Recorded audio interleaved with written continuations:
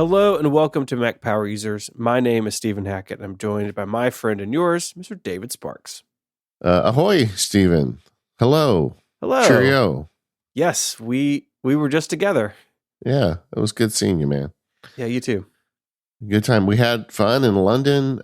For the folks that didn't catch the show, Stephen and Mike got a special award from St. Jude for raising over, was it $3 million you guys raised with the fans? And I want to say something. Okay, so I was at the, upstairs in the green room, and the St. Jude people came and found me, and they're like, David, we wanted to talk to you because the Mac Power Users are some of the best donors when we do the St. Jude every year. And we just wanted to tell you how much we appreciate it. And I said, well, first of all, I appreciate that you came and found me, but it's not me, it's the listeners. And it does not shock me at all that you guys are some of the biggest donors to St. Jude. And I want to thank you personally and on behalf of St. Jude. That's a big deal. And, I think I'm the only host that they came and found in the room, at least to my knowledge. So thank you, Mac Power Users listeners, for all of your support to St. Jude. Yeah, we will be talking much more about that as we get towards the end of the month. But yeah, it was part of our larger 10th anniversary celebration. Relay turns 10 this month, and the audio of that show came out really nicely, thankfully. And that I got a link to that in the show notes. If you haven't heard the live show, we had a bunch of Relay people together, and we played a version of Family Feud, right? So you have to figure out the most popular answers. And it was so much fun. It was just a blast to see everybody. A lot of people I haven't seen since 2019 were there on the Relay side, and then seeing a bunch of listeners. It was awesome. So go check out that audio if you haven't. And if you were there, thank you for coming. It was really cool. Now, I have a little bit of a side announcement on this, Stephen. A personal thing. And the Labs members already know about this, but my daughter wrote a play that's getting performed in the Fringe Festival in Scotland. And as the folks in the Labs know, I've been struggling back and forth. Do I get on a plane and go back 2 weeks later to the UK after I was just in London? And I'd pretty much decided I wasn't going to do it. I wanted to let her kind of have her moment without her dad, having to take care of her dad. And then I just recently saw a bunch of posters that are in Edinburgh for her show. And I realized there's no way I'm going to miss this. I'll go into debt, whatever, And so I bought a ticket. I'm going to Scotland for in the middle of August. So anybody that is going to the Edinburgh Fringe Fest, and if you're interested in seeing my daughter's play, which is a feminist play full of dirty words, we'll put a link in the show notes and let me know. You may see me there. I'm going to be banging around in that city for a few days. Today on More Power Users, which is the longer ad-free version of the show that we do each and every week, we're going to be talking about this video that was posted a couple of weeks ago now of a much young, handsome Steve Jobs talking about the future of computers. But he's talking about it from a early 1980s perspective. And a really interesting video. And David, you wrote this awesome piece about it. And we're going to be talking about that for members at the end of the show. So if you're a member, stay tuned for that. All right. Today's show was inspired by a friend of mine who's joining us. Welcome to the show, David Roth. Thank you. It's an honor to be here. Oh, thanks, Dave. David is a lawyer like I used to be. Him and I, our friendship goes back, I think, probably over a decade now. I remember eating pizza with you in Chicago a long time ago. I think that was the first time we met.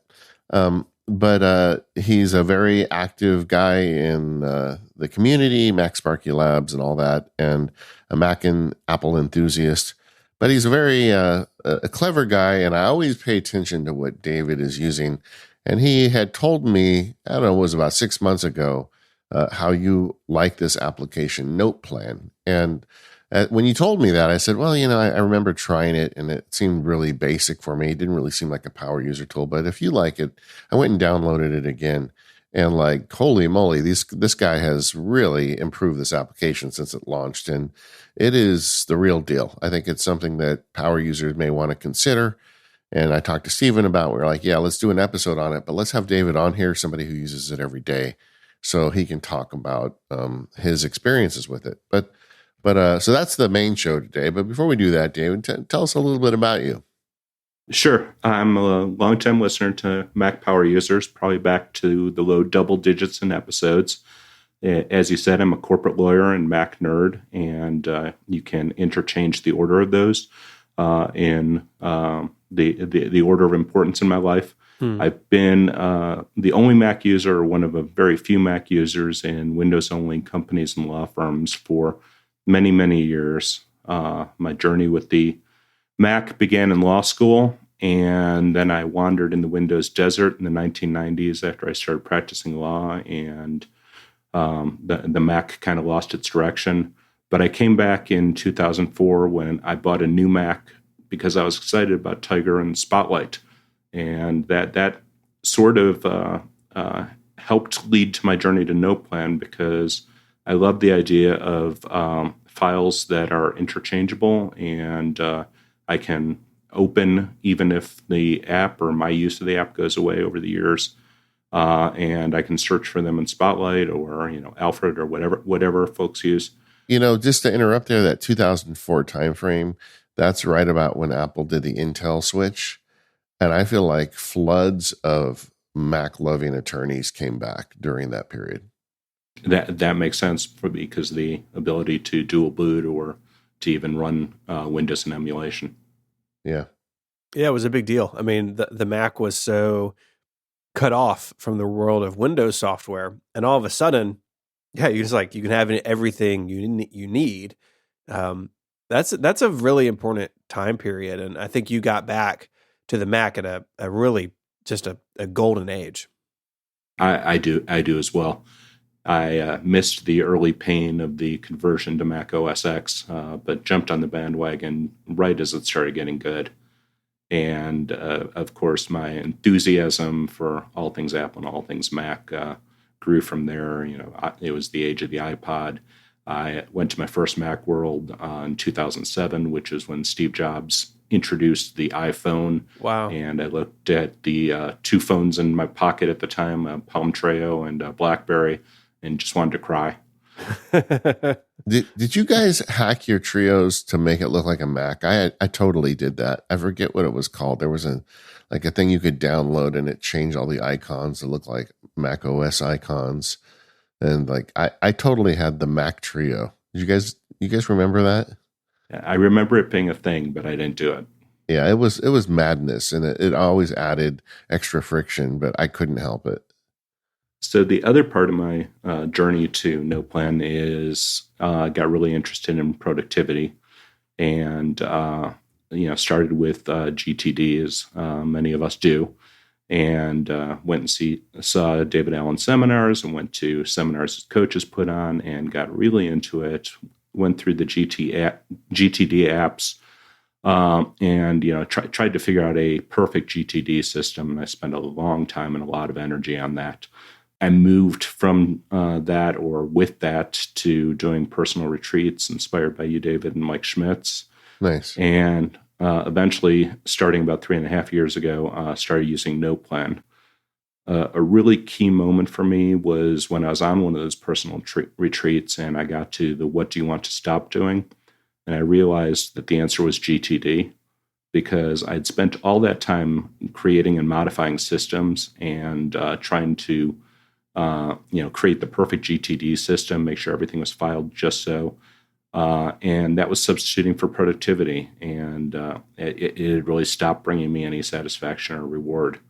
I mostly had inboxes full of unorganized tasks that made me feel bad. Yeah, I think that's a real risk for people, is letting the system become the work when the work should be the work. And I think with a lot of us nerds, jumping between systems and fiddling with systems, that is absolutely a risk, and something I always kind of preach against. It's like, find something that works, make it simple. One of the reasons I like to track time is to make sure that you don't spend too much time on the system. Yeah. And instead spend your time in the system, if that makes sense, to be actually cranking the widgets. And that's something Mike and I talk about often over on the Focus podcast. But yeah, I too have strayed from GTD over the years. And it wasn't like you where it was a conscious decision. I just looked up one day and said, oh, I don't really use much of that anymore, and it wasn't like a big turning point as much as I just chipped away at it over a course of years until I realized, well, there's some things about it I like, but the idea of just thinking about all these tasks is not really the way. And I do think also, in fairness to David Allen, the world changed. We became overwhelmed with email and calendar events and things. I mean, as technology increased the capacity of the system to spit these at us, old systems like GTD honestly don't really work as well.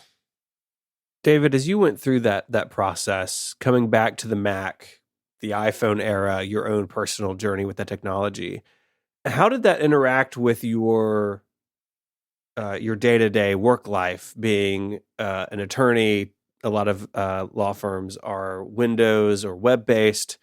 What were some of the friction points there, and has that gotten better over time, or is it still a fight? It depends where you are. So when I first came back to the Mac and found how much I enjoyed it and how much productivity enhancement there was using Mac tools that just weren't available on Windows, I moved a Mac into my office. And I was at a company that was small enough that I could get away with doing most of my work on a Mac.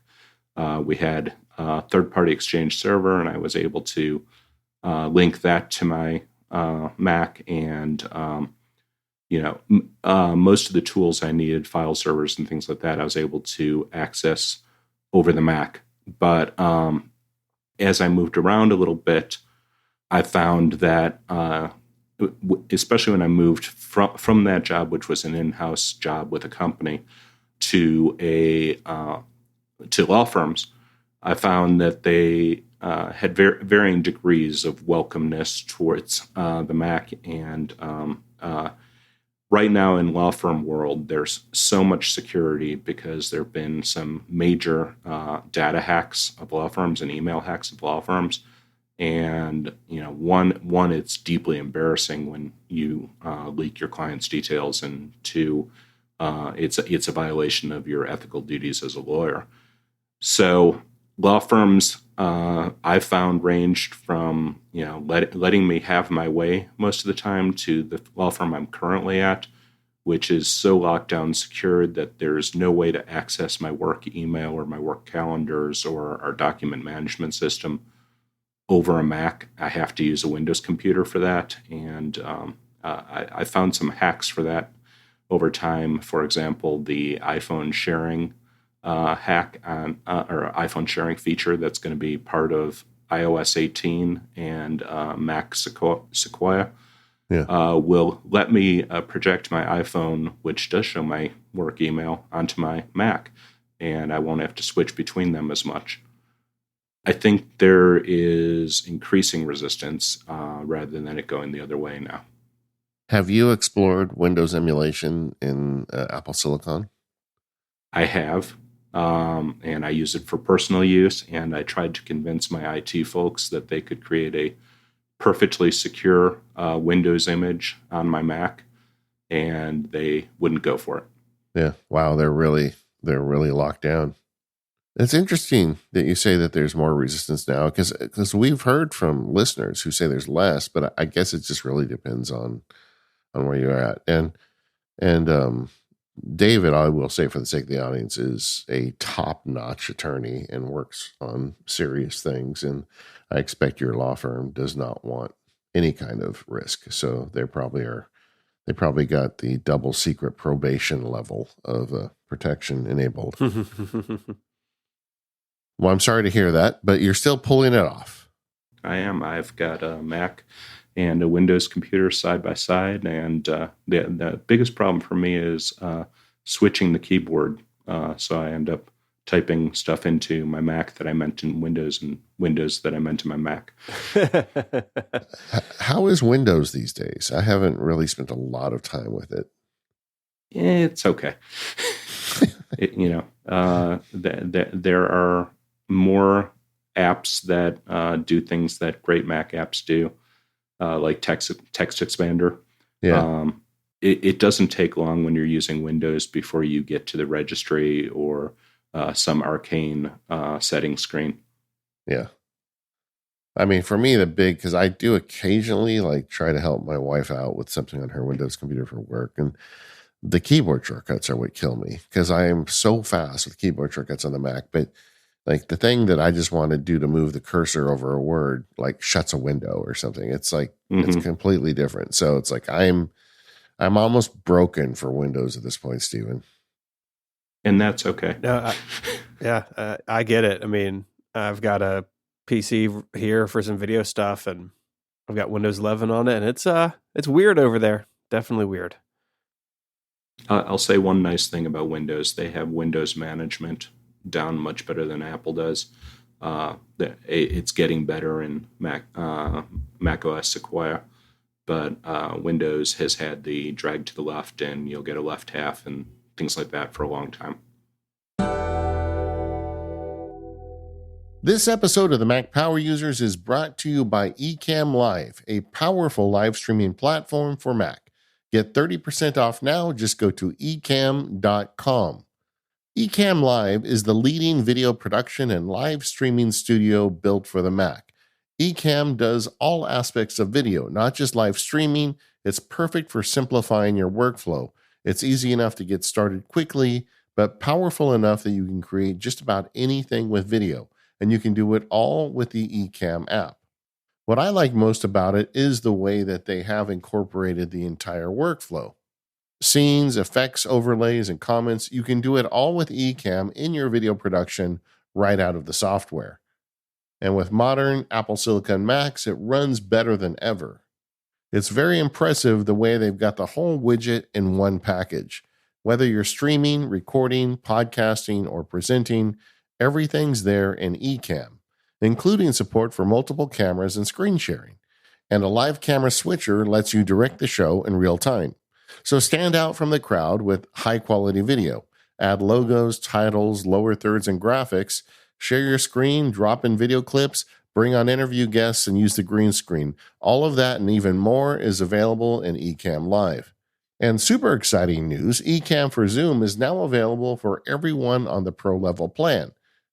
So you can automatically send Ecamm Live's audio and video output into a Zoom meeting, Zoom webinar, or Zoom event, and up to 8 Zoom participants as camera sources in your broadcast or recording.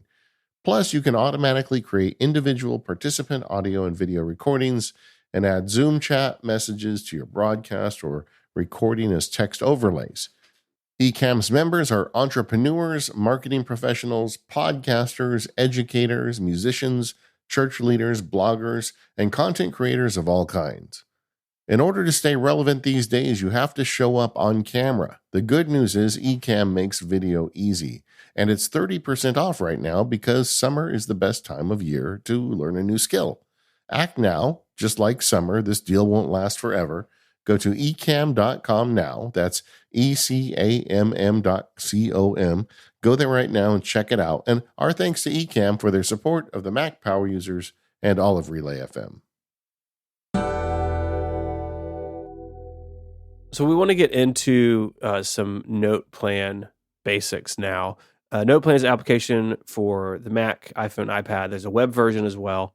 And NotePlan does this unique thing in the way that it combines tasks, calendars, and notes. And we're going to get into some of the things you can do with that. We have a bunch of links in the show notes to various NotePlan web pages and some forum posts. It can do a lot of stuff. And I kind of want to start with those basic building blocks of tasks, notes, and calendar. And David, I'd love to know how those things interact in NotePlan. I mean, there's some other apps that bring these things together, but NotePlan seems to do it kind of in a unique way. It really does. When I first started using NotePlan, and I think today, there's a simple pitch for it. Calendar-based notes in Markdown format, stored locally on your computer as text files, and synced via iCloud. So, it hits the buttons that it lets you take notes tied to your calendar dates. It's in Markdown format, which I really enjoy. But if you don't know Markdown or don't want to know Markdown, you can use keyboard shortcuts like Command B to bold something and never have to learn Markdown. Everything's accessible via keyboard shortcuts and menu items. And don't forget, it's stored locally. I think that's one of the reasons why that pushed me over. Like, okay, this gets an episode, because so many of these apps, you're going to immediately go to a proprietary database when you try and build something like this. And this developer managed to do it with locally stored Markdown files. Yeah, that's huge for me. When you open NotePlan, there are essentially two types of notes. There are daily notes that are tied to a calendar date, and freeform notes, which is everything else. And you access those from the sidebar. And those can be anything you want them to be. So they can be reference materials, they can be specific project notes, they can be quotes that you wanted to save, processes that you want to refer back to. Even though they're called project notes in the lingo of the app, they can be just about anything you want to. And over time, the developer, Edward Metzger, added weekly notes, monthly notes, quarterly notes, and annual notes. And that gives you the ability to plan over different time horizons, not just daily. Or you can hide them all and never worry about the fact that they're there. And the app ships for the Mac, the iPhone, the iPad, and the web, which is a game changer for me, because having to use that Windows computer, it allows me to access all of my NotePlan data on the Windows computer through a web browser. You log into your Apple iCloud account, and then everything is available to you, and you can read and write, and everything syncs instantly. So if I've got a piece of data on my Mac that I need on my Windows computer, I just copy that into my daily note and move over to the Windows computer, and there it is. And if I'm on a call on Windows and I need to take notes, the app's available. So I find that to have been a huge improvement to the app. And maybe that's just my particular use case, but I truly love it. Yeah. How is the sync set up? I know they're using CloudKit, which is sort of a developer section of iCloud.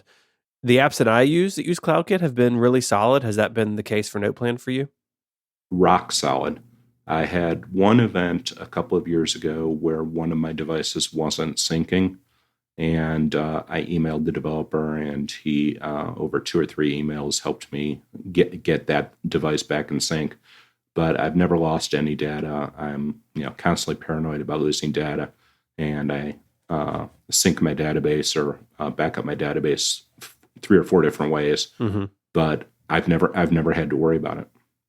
Yeah, I think that's so critical in an app like this, where you have potentially a ton of data. If you're using this app for years and years, and you're really utilizing things like daily notes, I mean, that the number of files can add up quickly. And even though individual Markdown files are all pretty small, sync is not always a given in applications like this. I think we've all experienced that trying a new Notes app or Task Manager. It's like, where did my stuff go? Why is it all gotten weird? And so I'm glad that they've gotten that locked down. I know at one point they were looking down the Dropbox route and decided that CloudKit was the way to go. And in my experience, it's been really good. I think Apple on their side of things has really gotten that technology to really hum now for developers. Yeah, and I guess I should add that both Stephen and I have been using the app now. I started using it like 3 months ago, and I know you got on pretty quickly too, Stephen. And one thing I want to say that David didn't is it's a pretty app. It looks nice. It's a good team player on your Mac, iPhone, and iPad. And I think that's one thing that distinguishes it from some of its competition. Silly, but I like pretty apps. No, that's totally valid. Let's talk a little bit about the pricing before we get into some of the use cases. NotePlan is a subscription app. It's $100 a year or $10 a month, so you can save a little bit by paying for a year. They're also part of SetApp. So if you have your 13 or 1249 or 1499 power user plan on SetApp, NotePlan is in there as well. So a couple of different ways to get access to it. I know some people kind of balk at the subscription thing, but apps like this that get really robust updates, and we're going to talk about this in a little bit, but very actively developed, and having the sync component, right? The developers have to keep up with that as well. I've got no problem with it. And an app like this that can really transform the way you manage personal knowledge, if NotePlan clicks for you, $8.33 a month doesn't seem that bad to me. I'd also argue that if you find you like this app, this is where you just get a SetApp subscription. You're gonna get your money's worth in addition. Yeah, absolutely. Exactly. If you buy a SetApp subscription, then you're paying $5 a month for everything else in SetApp above NotePlan. It's true. The SetApp thing, really, I mean, if you have just a couple utilities or apps that you use that are in there, it pays for itself pretty quickly. But let's get back to some of the features. So we talked about daily notes, notes tied to a date, freeform notes, which are in the sidebar, and you can organize those kind of the way that you want to. There are a lot of apps that do this sort of thing, right? Obsidian, Notion, Craft, like those are the top three that come to mind as a Mac user. But NotePlan does do things a little bit differently. And NotePlan is older than some of those as well. Some of these ideas have kind of come along in the market since NotePlan has been around. So David, how has it evolved, and kind of where does it stack up against some of these other tools? Sure. I was drawn to NotePlan for its simplicity, as I said. And, over time, I've watched it grow towards being more powerful and having more of the features that an Obsidian or a Notion or Craft have. The developers added things like robust backlinking, plugins, templates, AI integration, time blocking, synced lines, X callback URLs, and most recently, a really robust shortcuts support scheme. And, my concern at first was I love this app because it's simple and it doesn't have the complexity of, say, Obsidian, which I tried downloading and opening a couple times and said, no, this isn't for me. This has too steep a learning curve. I'm going to be doing this instead of productivity. So Obsidian kind of scared me off, and NotePlan was the just right app. And now NotePlan is, I don't know if it's as powerful as Obsidian or Notion or Craft, but it has most of the key features of those apps. It's just that they're there if you want them, and you don't have to use them, or that they don't clutter the interface if you don't want to use them.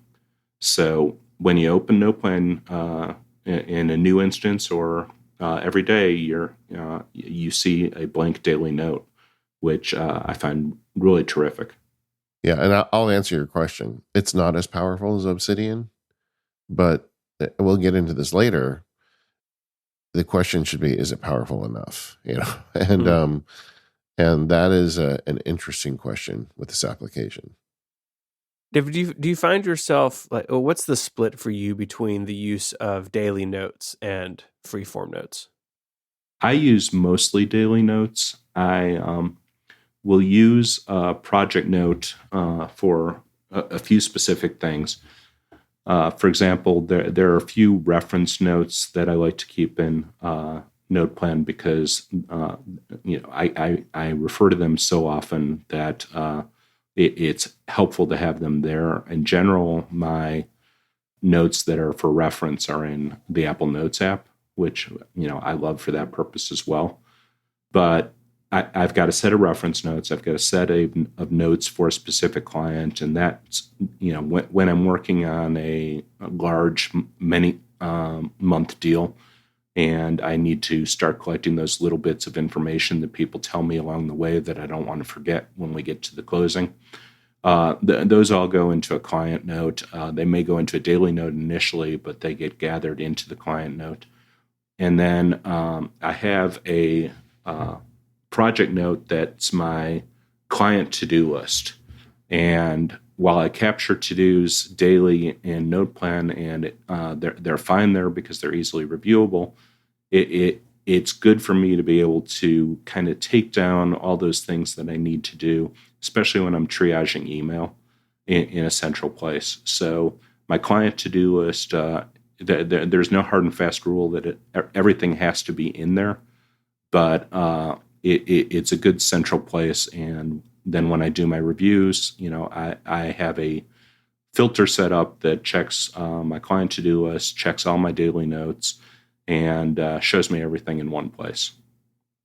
All right, you've opened up a can there on the to-dos because it is, in addition to a notes and kind of calendar, it is a to-do application. You can add to-dos, and a couple things it does here that I think are clever is it distinguishes between checklists and to-dos.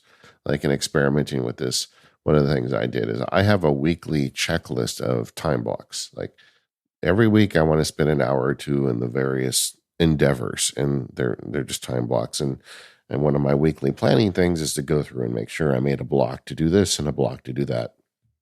And I'm able to put that as a checklist in NotePlan, but it doesn't show up as an active to-do because it's a checklist. So I thought that was kind of clever, but it sounds to me like you're running your entire to-do system out of NotePlan. I am, with one caveat. I do use reminders mostly for personal stuff that is easy to quick capture because reminders is built into the system. So if I see something like I want to watch this TV show, I'll just add it to reminders through the inbuilt share sheet. Yeah. And, a tribute to how great this developer is he's also built in the scaffolding for your calendars and your reminders to show up in NotePlan. And one of my views is reminders from the Reminders app. And another one of my views is reminders from all my NotePlan notes and the Reminders app. Yeah. So I can see everything at once. Yeah. So it distinguishes between, because it does have access. Reminders makes the Reminders database available to other applications. There's several that you can see it in. Actually, with the new version of Calendar coming out, you'll be able to see some of it in Calendar app. And he's built that in, but like David said, there's a filter that allows you to say, well, show me the stuff that's in reminders versus show me the stuff that is in the just in NotePlan.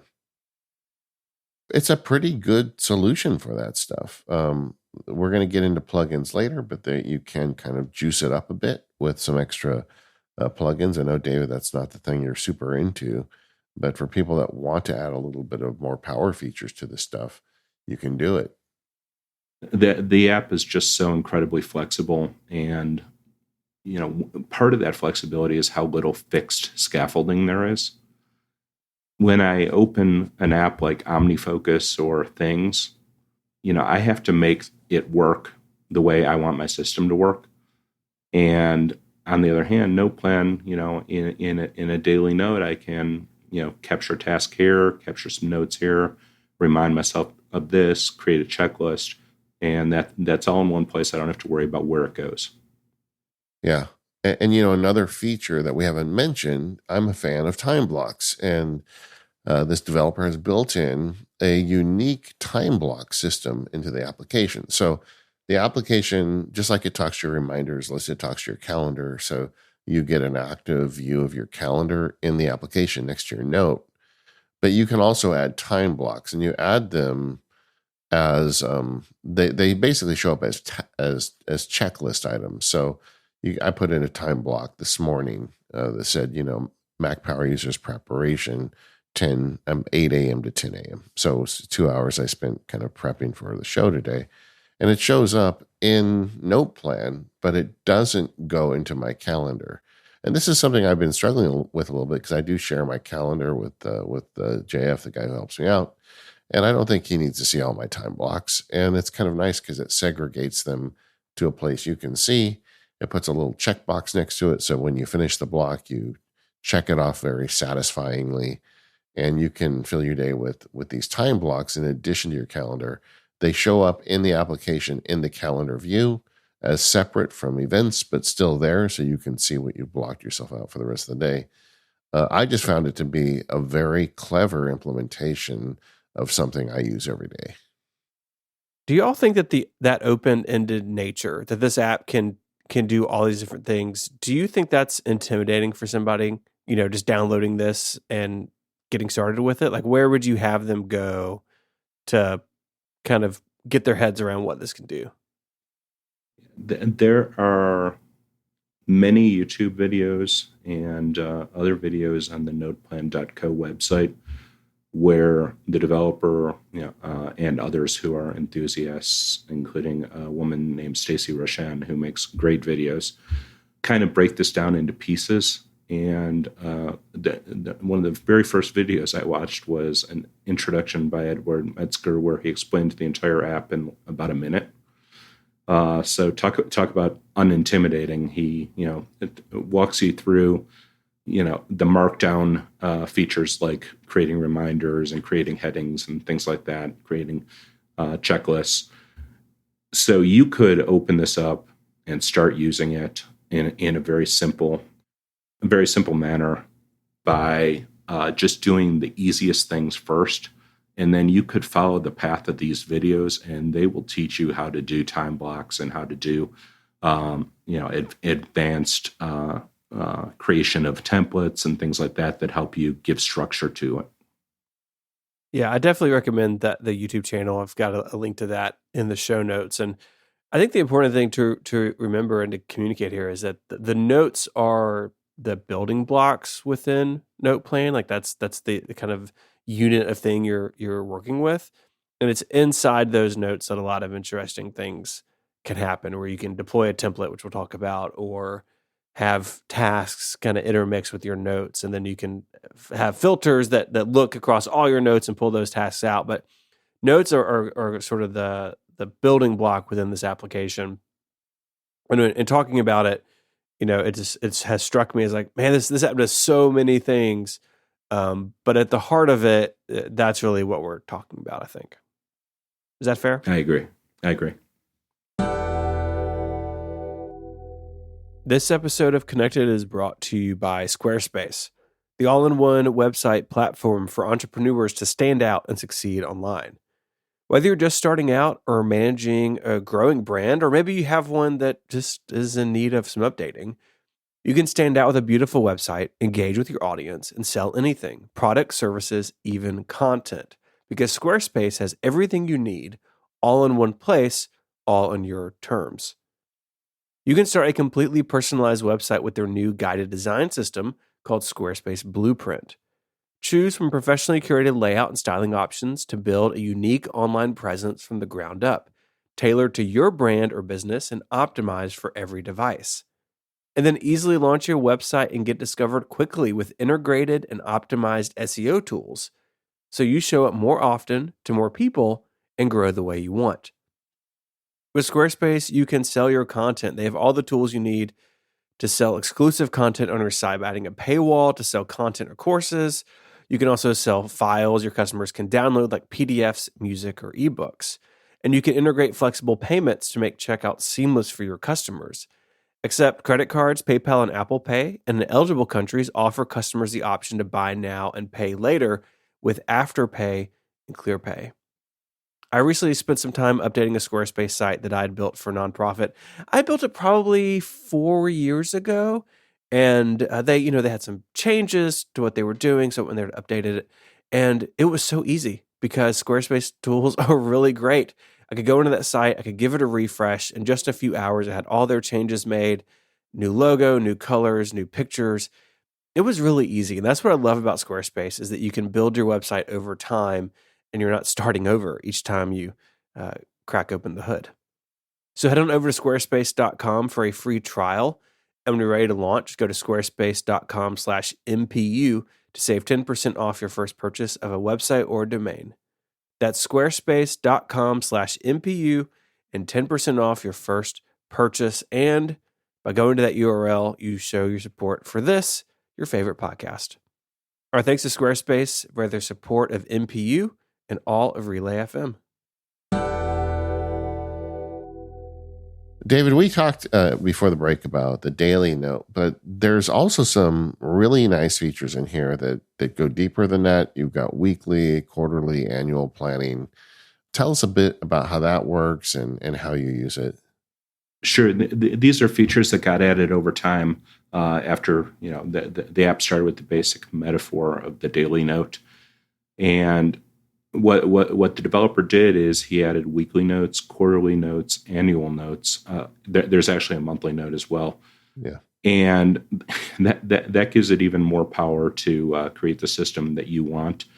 So, for example, if you're a person who does weekly reviews of everything that's in your notes and in your captured to-dos and things like that, at the end of that weekly review, you may come out and say, these are 8-10 things that I need to do this week, but I don't want to put those all on Monday because I'm not going to do them all on Monday, and that's going to overwhelm me.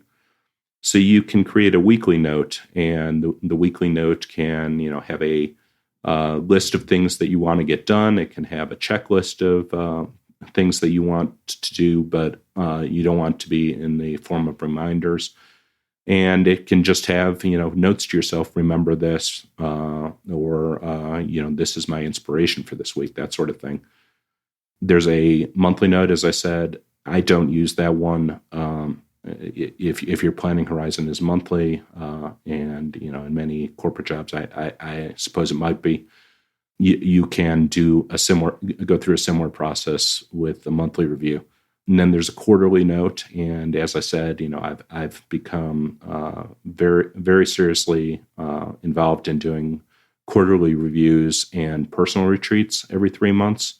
So there's a lot of meat here for me, because one of the things that comes out of that is I decide what my personal goals are, what 2 or 3 big things I want to accomplish in the quarter to come, and what other things I need to note for that quarter. And maybe there's something that I've uncovered in my personal or professional life that I want to focus on.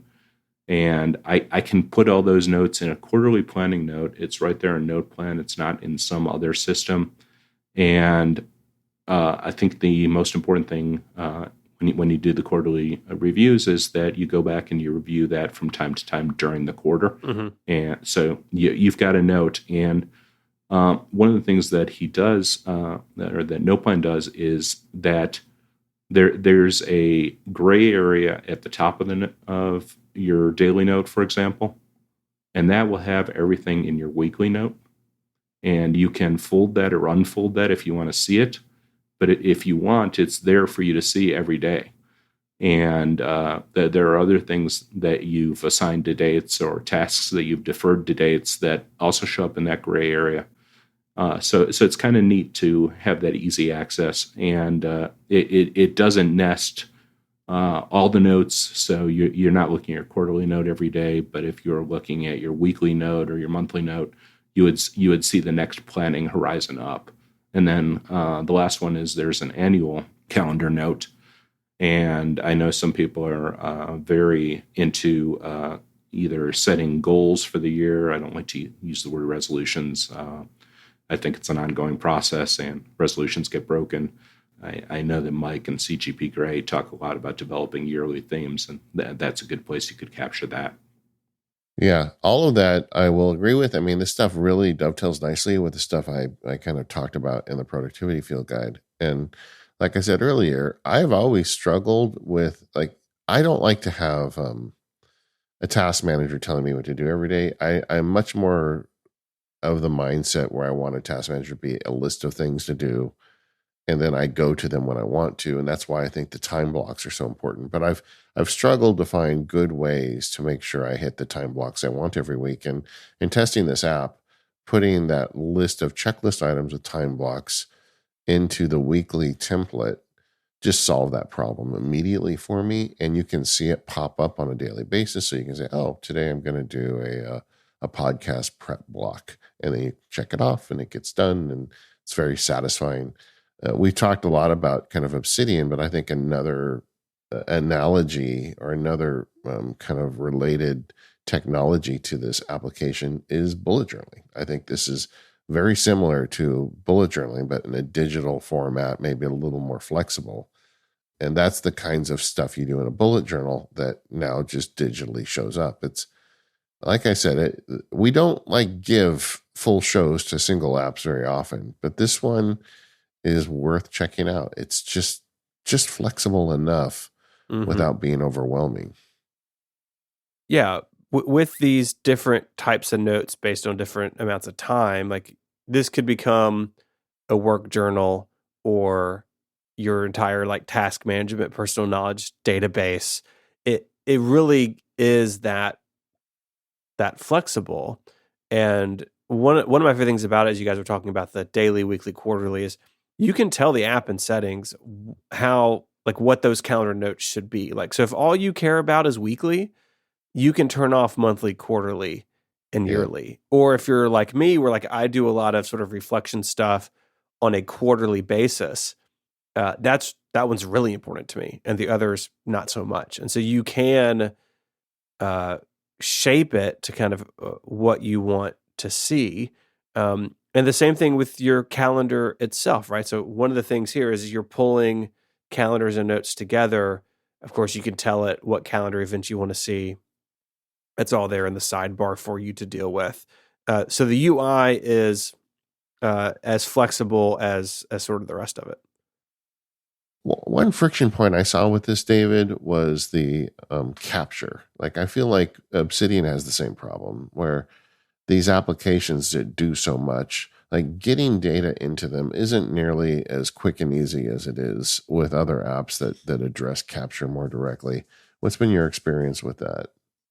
I actually find capture much easier for me, and maybe that's because of the way my brain works. Sure. I don't want to be pinned into a system where I have to capture in a particular place, or to make the data meaningful at the time I have to capture it. At the time I capture it, I ought to decide what project it belongs to or what category it belongs to, that sort of thing. So, my capture mostly is looking at emails, and before I archive the email, I make sure I capture all the tasks in my client list. And then as my day goes on, when somebody mentions something or when something comes up on a call, I just capture it there. And then the stuff becomes so easily reviewable that I don't feel the need to move it around a lot. So I'm not constantly organizing the data that I've captured. One of the goals I think the developer set when he created the app was he didn't want to have an inbox, and that's a really powerful idea. Now, if you want to have an inbox, that can be the first note you create is your inbox.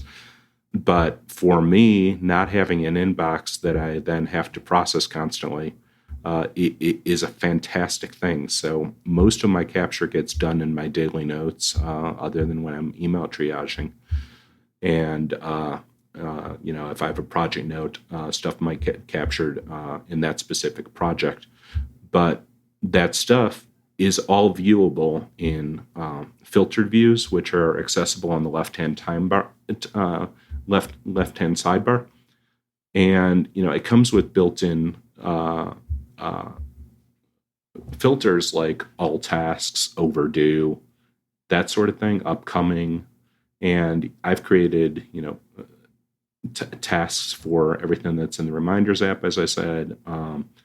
And I created a custom weekly review task that has everything that I've captured in my client list, in my calendar-based notes, and in my Reminders app. And from there, I can move it around if I want, but I know it's all going to be there, and I'm not going to miss stuff because I wasn't looking in the right view or I hadn't categorized it properly. And then the last thing I'd say on capture is there's some really neat stuff with shortcuts. And you can create a shortcut to, very quickly capture something either from iOS or from the Mac, and have that go into wherever you want it to. Usually it's to today's note. Yeah, I would agree. I think to me the solutions for capture are the integration with reminders. So, you can use reminders capture mechanism and then see it that way. And then the shortcuts support showed up right in the middle of our testing of the app. I mean, when we Yep. started this, there was no shortcut support. It was all URL scheme stuff, which is okay, but it's harder for people to understand that. And now it's like dead simple. Shortcuts are just so easy. Yeah, and my speculation on that is, besides being a better way of doing shortcuts, that with the new advanced Siri coming, and that depending on app intents declared by the developer, I think he's thinking ahead. Yeah. That you'll be able to do things with Siri, maybe even multi-step things to create tasks and work with them. And that's another big advantage of this application is it's 100% native, and it is 100% native not only on the Mac, but also on iPad and iPhone, even on the web. Talk about some of that mobile implementation and your use of it. NotePlan on the iPad and the iPhone, for the most part, are feature identical to the Mac version, which is an amazing feat, I think, of UI, because in the Mac version, you have a menu bar, you've got all sorts of things that you can create in your interface. Whereas if you created that in the iPhone or iPad versions, you would so clutter the app that it would be instantly overwhelming, and I think it would lose a lot of its value. But the app does a couple clever things, like creating custom toolbars, and under those toolbars, which appear right over the keyboard, you access all these features neatly arranged into menus. So there's nothing you can't do on the iOS and iPad versions that I've found. But at the same time, it's pretty, as you said, and it presents a relatively simple interface.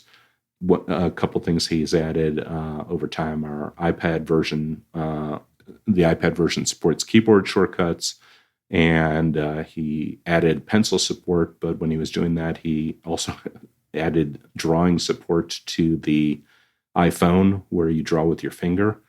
Which is pretty cool to me. So if you want to, freehand draw a drawing of something in your notes, it can capture that. But you can also handwrite stuff and then send it to AI, where it'll process. And you can either leave your handwriting in as a picture, or you can have your handwriting transformed into text. When we went to London, I took my iPad, but I didn't bring a Mac. And I kind of have a rule about changing and, choosing the actual operating application. I'm very careful about not switching horses often for, the reasons we talked about at the beginning of the show. And so this type of data, the Sparky OS, has been in Obsidian for years. And I love the app. It's super powerful, thousands of plugins, yada, yada. But I was in London with an iPad, and at the same time testing this app and comparing it to Obsidian on the iPad, Obsidian did not do well up against it, because it's just, it's a native app and it just works. And it's like, that was a moment where I'm like, oh man, I can see myself using this app, because I'm not going to switch everything over, but during the next window where I make a decision like this is going to be on my mind. I'm curious, where did Obsidian break down for you? Well, it's a great app. But the Obsidian mobile app, it does not feel native in any way, and like getting it, like the sync, the sync is not as fast, and the windows don't look as good, and it's not as pretty, and it's not as easily to move around, because it really isn't a native app. I don't know what I guess it's Electron. I know it's Electron on Mac. I'm assuming it's Electron also for iOS and iPhone. But it's a very different experience using it on mobile. Like Obsidian is amazing on the Mac, and it's okay on iPhone and iPad, where this application is very good on both platforms. But yeah, that was a moment for me, because we test a lot for the show, and often I'm like, oh, this is good, but this isn't what I would use. But when I was not with my Mac and trying to access the kind of data that I keep in Obsidian, I was thinking, boy, that would have been a lot easier if I had NotePlan. They have a web version too. Yeah, I spoke about that a little bit. That is truly a holy grail for me because it allows me to work cross-platform between Mac and Windows, Yeah. and it needs nothing but a web browser in Windows. There's no helper software to download or anything like it. You just log into your iCloud account via Apple, and you've got all the Apple security protecting you there, and then you're working in a web interface that looks like the NotePlan Mac interface. It's a little harder to get around, and I think there's some limitations on it, but none that affect me in my daily life. And now all of a sudden, when I'm on my Windows computer where I have to live, I've got everything I need. And then the bonus feature on the web is I know Obsidian allows you to export documents to the web, and I think they charge an additional fee. That's included in NotePlan, and you basically through a menu you publish your note on the web, and it provides you a URL that you can share. Unfortunately, there's no security on that URL, so you have to be careful about what you're publishing. But if you want to share a checklist with somebody or share a note that contains any information, you can do it, and it's hosted on the NotePlan site. And as I said, the security is the obscurity of the URL, something long and complicated with letters and numbers. And I know I'm going to hear from people on this because Obsidian charges you for this feature, but it doesn't charge you for the app. So you get Obsidian for free. Yeah. That's the difference. But yeah, it is an impressive little app, and I hesitate to call it little because it's really grown up with a feature set. And one of the things that impressed me, I did some correspondence with the developer as we were prepping for the show, and he gets it. He's trying to make something that's a productivity tool without banging people over the head with it, gently bringing you the tools you need without getting you into that system mentality that David was talking about. And definitely one of the good guys in the Apple development ecosystem. I think a good example of that in conjunction with what we were just talking about, the web version, is there's a setting in the app to unpublish all shared notes, which I'm not sure I've seen that feature in any of these other apps. Maybe Obsidian has it somewhere, but I know Notion doesn't. I don't think Craft does. Because it's easy over time, right? Kind of like lose track of like, well, what notes have I shared somewhere? I don't want to click through a bunch of them and find them. And if you just are in a situation where you just need to like shut it all down, it's just one button click in the settings. And it's a little thing, but when I saw that looking through this application, I was like, that was built by somebody who gets it, right? That if you're in a situation now, don't get me wrong, I wish there was a little bit more security on this. I wish you could have a password, so someone would have to enter a password to view a note. But the option to basically turn off all published notes from the web is pretty cool. This episode of the Mac Power Users is brought to you by Zojo. Go to xojo.com/MPU to create native cross-platform apps. Use code MPU24 for 15% off any license. Zojo makes cross-platform development easy and affordable. Zojo has great rapid app development capabilities, which means users can create powerful software solutions quickly and efficiently. It's great if you always have one eye on your productivity. It has a user-friendly interface too. Zojo uses intuitive drag and drop, which simplifies the coding process, making it both accessible for beginners and productive for professionals. And it seamlessly integrates with macOS and iOS, making it incredibly easy to develop native applications for macOS and iOS, fitting perfectly into the Apple ecosystem.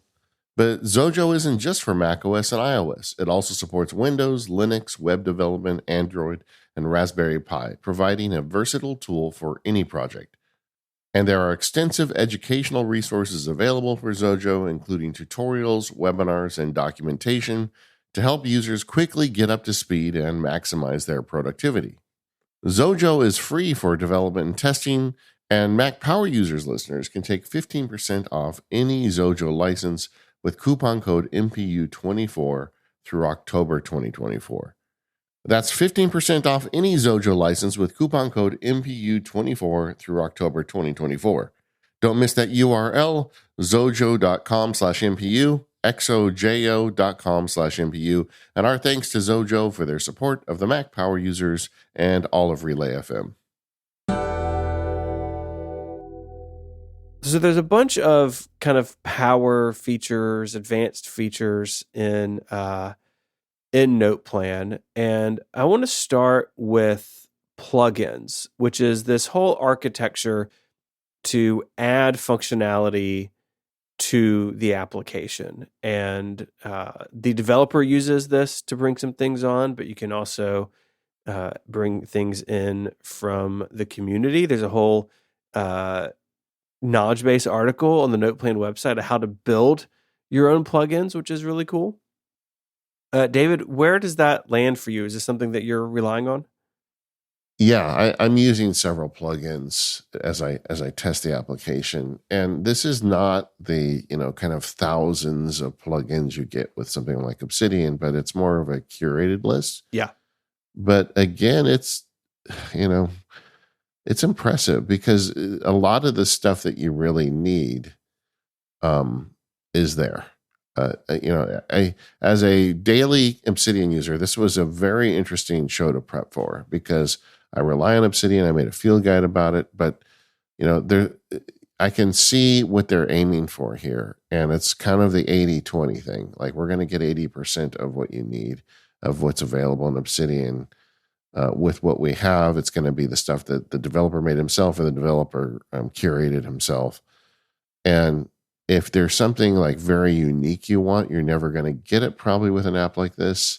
But, if you're willing to take that limitation, it's going to be easy to use. It's going to look good on your iPad. It's going to, it's going to have kind of like that Mac native experience that you won't get with more unique, like Electron-based apps like Obsidian. In fact, I was thinking Apple Intelligence, when you're talking about app intents, all of Apple Intelligence is going to work in this application because it's a Mac app, and that's pretty nice. So I downloaded several of the plugins. I've been using them.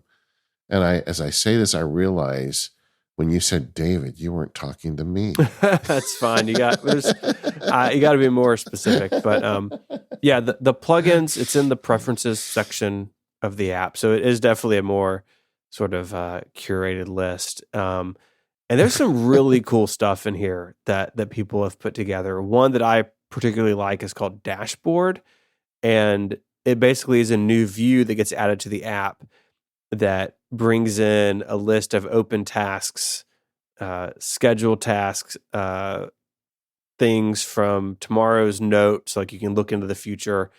All that stuff is in NotePlan. Right? Like if you're living in this app and you're using daily notes and weekly notes and all of this stuff, it's all there. But the creator of this decided they wanted a different view into it all and just built it. And now it's a plugin in the app. And if it makes sense to you, that's great. And there's a link to go over to the GitHub repo for this, which is really cool. There's something neat about that community. So yes, not Sparky. Sparks, you got to sit on your hands. David, what about you? Or have plugins impacted your workflow here? Yeah, if they have, I'm not aware of it.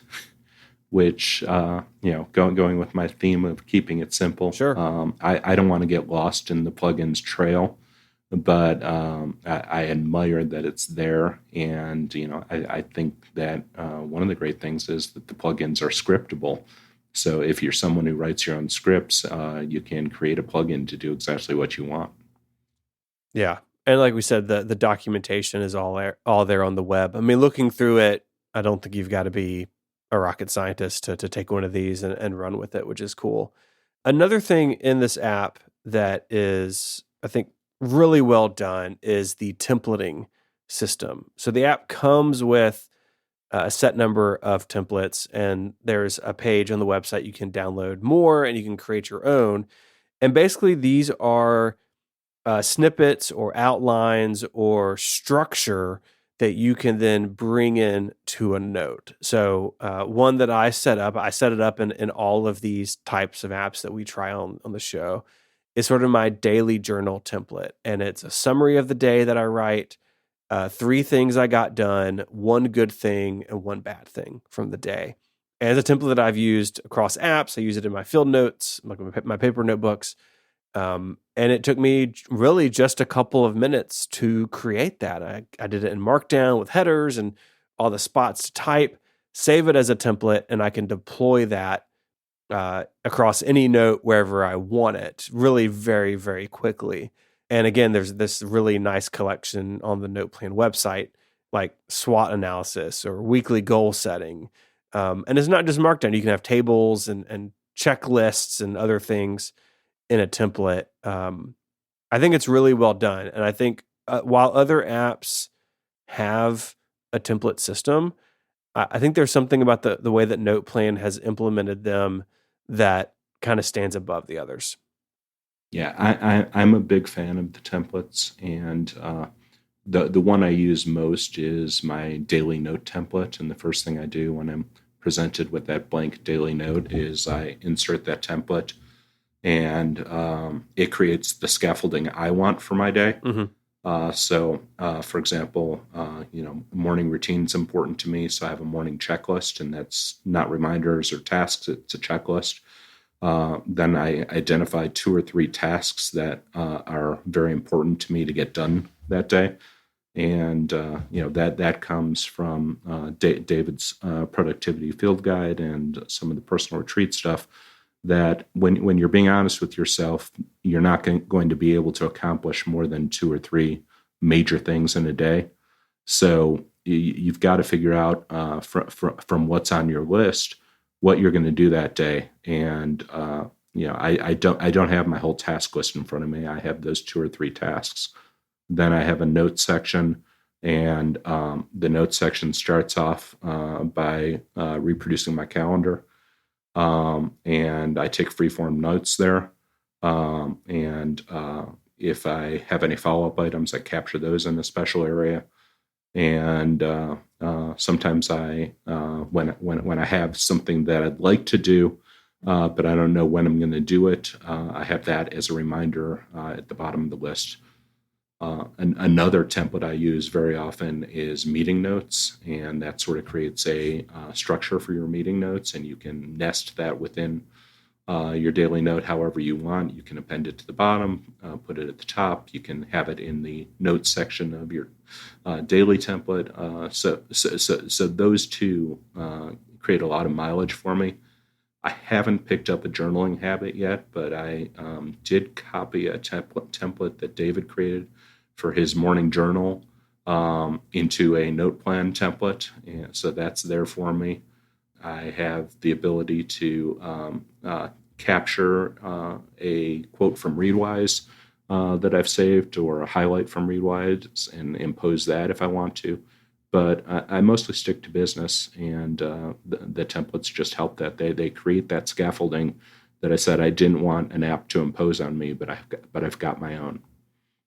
The template stuff is cool. One feature request I have is that I feel like once you set a daily template, you shouldn't have to insert it every day. It should be just showing up automatically. And it seems to me like that's a natural. And my guess is probably on his whiteboard somewhere. But once you set up these like weekly, monthly, quarterly plans or templates, why not just have them show up whenever you open a new note under that category? Yeah, I have seen discussion of that on his Discord, and it is on his whiteboard. Yeah. Very powerful application. In addition, getting back to the It's Pretty part, is they have a lot of different looks for the application. They have a theme system you can go in. So if you don't like the native theme, you can change that as well. We mentioned already that they added significant shortcut support, but we haven't mentioned AI.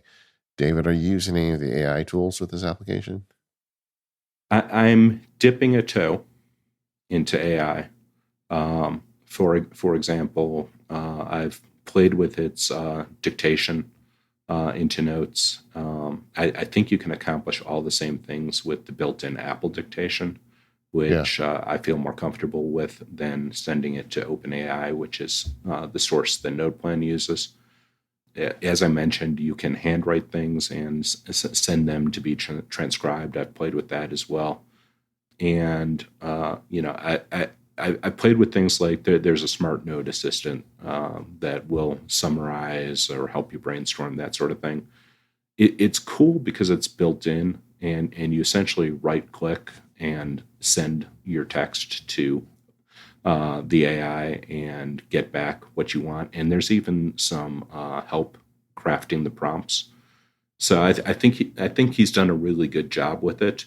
And I sort of think this is the way for specific AI uses to be built into apps rather than to have a generalized large language model that you copy and paste and ask questions. It's nice to have those tools there, and I think that that's what Apple's doing. One of the coolest things that he's enabled with AI is if you want to create a table or a list of things, you could dictate that and then tell the AI to make that a markdown table, or you could tell it to send me a list of reminders, that sort of thing. That seems very labor saving to me, and I still haven't mastered markdown tables. I don't know if I ever will, but that's a good job to send to an AI. Yeah. Every time I've got to make a markdown table anywhere, I have to look it up. So you're not alone in that, not at all. And I think it's smart the way that the AI stuff has been brought in to NotePlan, where you can have it logged in to your OpenAI account, good documentation about what's shared, when it's shared, and it's all opt out by default, right? It's not doing things in the background that you're unaware of. You can see how many calls you've made right there in the preferences section of the app. And so if you don't want to touch any of that stuff, you definitely don't have to. It's not being forced upon anybody. But we're also in this really weird time right now where Apple is bringing system level AI, which is going to be much more private for a lot of these tools. And ultimately, I think that's the answer. I mean, if you're right, if you decide to journal this thing, do you really want the journal entries to be sent to OpenAI for proofing, or would you rather have Apple just do it locally? That kind of thing. And so, like 6 months from now, this conversation may be entirely different. But for now, it's there, and I think that's good. Another thing that's good, it made it very easy for me to test the app, is they have some import tools. You can import from Craft or Obsidian. I pushed one button. It dumped in my entire Obsidian database in a very reasonable format, because just like Obsidian is a folder full of Markdown folders, so is this app. So if you are on something like Obsidian and you want to kick the tires on this, it is painless to put your data in. That said, not all of your stuff is going to work. Like I have a bunch of custom Obsidian text for plugins and things that just don't exist in this application. So some of it, like data view and some of the stuff is not going to work in here. But it's a very easy way to give it a try. We've been dancing around that the whole show. Let's talk about it just in comparison to some of these various options. I know you haven't used Obsidian a lot, David. I have. I'm a big fan of Obsidian. And I'll tell you that there are definitely things I can do in Obsidian I cannot do with NotePlan, but the simplicity of it is very attractive to me. And I'm not sure where I stand on it, but this is an app I'm watching closely. I have a rule. I only change system apps on January 1st. That's a thing I implemented 2 or 3 years ago, Stephen. It's like, because I caught myself doing this thing, the app switch dance, where it's Sure. like, oh, I'm going to move my tasks into reminders. And then I got to go back to OmniFocus or whatever. And so while I'm happy to test apps throughout the year and play with them, the actual app I use to do my work, I'm only allowed to change that at the end of the year. I kind of, in December, I think about it. I make a decision. Whatever I'm using on January 1st, it has to be the app I use for the rest of the year. And honestly, in December, I'm going to come back and look at this app very seriously, because I could see it replacing Obsidian. I would lose a bunch of stuff I do in Obsidian, but I would gain a lot too. So I will call it Obsidian Light. It's definitely not as powerful, but it's got some nice advantages. And we all are on kind of that spectrum somewhere in terms of the features versus the usability stuff. And I think everybody has to make their own decision. But if you're not a Obsidian power user and you're looking for something a little softer, this is the one I would recommend. Yeah, I liked your 80/20 observation. I think that's very, very on point. Yeah. What about Apple Notes? Have you looked at this in comparison to Apple Notes? Because Apple Notes is a good app now too, and a lot of people are trying to just do all this stuff in Apple Notes. Yeah, I agree with that very strongly. I am a right tool for the right job kind of person. So I don't clutter NotePlan with all the reference type stuff that I use Apple Notes for. So I still use Apple Notes daily, and it's the place where I store software tips and reference items, and stuff about my house and things like that.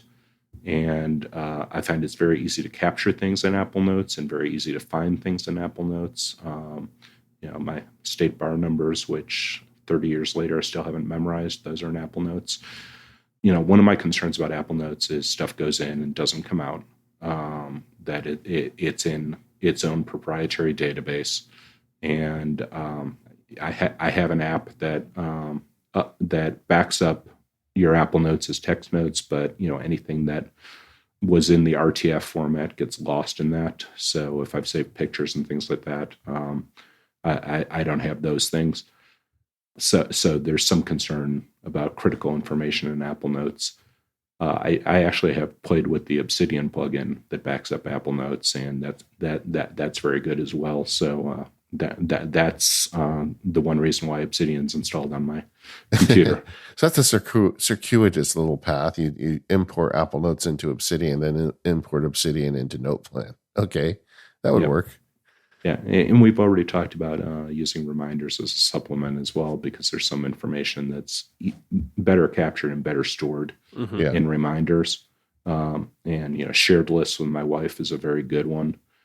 Packing lists go in reminders, and I actually have a shortcut that populates my packing notes before a trip based on a few questions it asked me. So I'm not a big believer in excluding yourself from using other apps. I don't want a million apps because I don't want to have to look in a million places, but I have particular information in particular apps. Stephen, what do you think? I feel like this app is like right up your alley.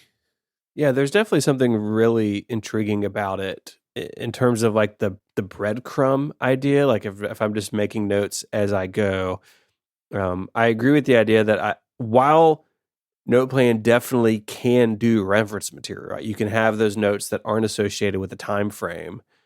For me, I think a tool like this would be sort of that, I'm doing my daily notes. What I need to get done that day? What did I get done that day? But for me, my field notes fit that need, right? Like that's how I use my field notes. They're basically daily notes. And so I feel like that works better for me, but there is something about this app that is very intriguing, and it has been on my radar for a long time, and I'm glad finally had an excuse to spend some real time with it. And it's one that's going to now be on my radar in a serious way and moving forward. I think that an application like this, where you are tying a bunch of stuff together basically on a timeline, is really interesting. And while Craft and Obsidian and these other tools have a daily note feature, something about the way the NotePlan does it, being able to see your weekly note, kind of embedded, and being able to do monthly and quarterly and turning all those things on and off, being able to tie it all to actual events on your calendar, having tasks scattered across a bunch of notes, but filtered into a single view. There's not much that does all of that and does it in a way that feels really good on the Mac, iPhone, and iPad. And as a bonus, has the web.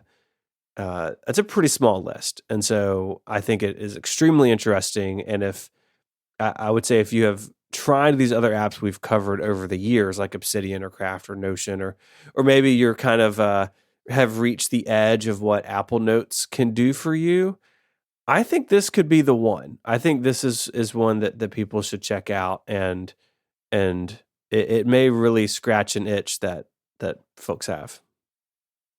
David, we always like to end up these interviews. I know this was a show focused on NotePlan, but it's also to have you on the show because you're a smart guy. What are some of your favorite apps and utilities you use? Sure. I'm going to start off with a hardware product, the new Sonos Ace headphones, Okay. which I've been on a multi-year quest to find over-the-ear headphones that I like. And, I've had prior generations of the Bose and the Sonys. I have a pair of AirPods Max, and I recently got the Sonos Ace headphones. It's a whole new product category for Sonos. It doesn't integrate into the Sonos system the way you think it might. You don't use the Sonos app to control what's playing on it. They're mostly Bluetooth headphones, but it does have a couple neat Sonos features. Like if you have the right Sonos soundbar, you can press a button on the headphones, and suddenly instead of the TV sound coming through your Sonos system, it comes through the headphones, which is a really nice feature. And you can do something similar, of course, with Apple TV if you've got an Apple product. But what I really like about the Sonos Ace is that it's kind of a just right Goldilocks product for me. I find the AirPods Max too heavy to wear for very long. Yeah. And while their sound is slightly better than the Sonos Ace, I think the Sonos Ace comes closer than any of the others I've tried, and the Sonos Ace weigh about half as much. So I'm a big fan so far, and I think Sonos is going to keep improving them. I hope there's an AirPods Max 2 at some point, and that Apple cuts half the weight from those, because I think that in itself will make them a much better product. But in the meantime, Sonos Aces are my winner. Yeah. Will they be able to bring it to themselves to take all those nice materials out of it to make it lighter? I don't know. I wouldn't bet money on that. Yeah, it all comes down to plastic, because the way to make headphones lighter is to have some plastic in them. And I think the Sonos Ace look very premium, even with plastic in it. So if Apple can get to the point where it decides it's the highest grade of finely honed plastic, then I think they'll make great headphones. Any apps? Yeah, two that I like a lot right now are the new Overcast that Marco Arment just put out. It was the 10th anniversary of Overcast, and he's been working, I think, for a couple of years on rewriting almost all of Overcast in Swift UI.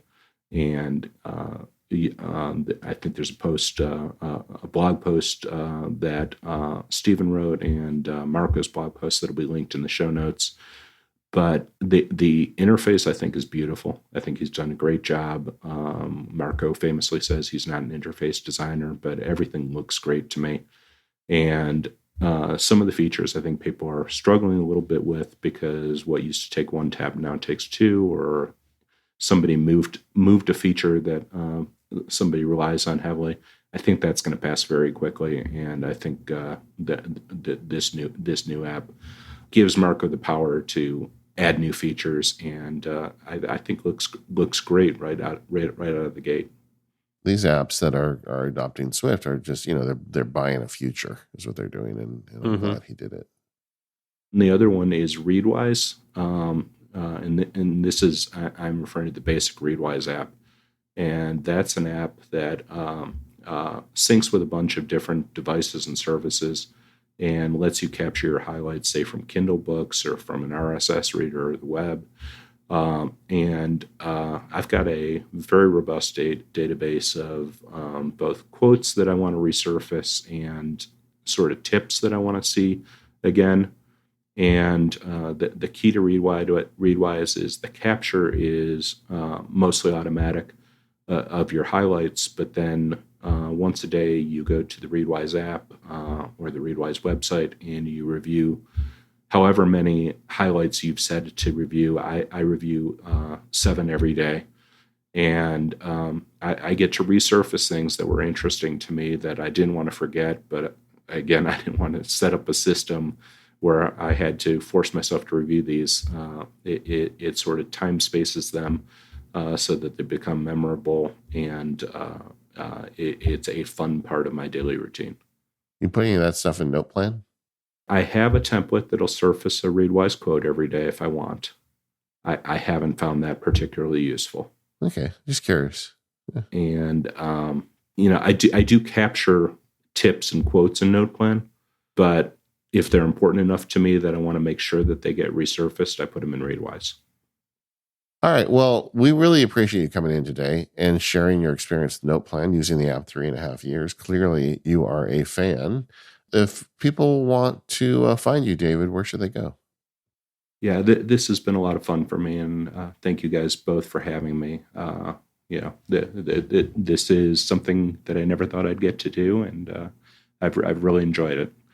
So if you want to find me, I'm on Threads and Mastodon. You can find me at Threads at DRRO, on Mastodon at mastodon.social, at DRoth, and I'm often in the Mac Power Users forums where you can find me at David R. Nice. We are the Mac Power Users. You can find us over at relay.fm/MPU. We want to thank our sponsors today, Ecamm, Squarespace, and Zojo. If you are a More Power User subscriber, and that's you can sign up for that on the website, you get the ad-free extended version of the show. Stick around. We're going to be talking about Steve Jobs in 1983. Otherwise, we'll see you next time.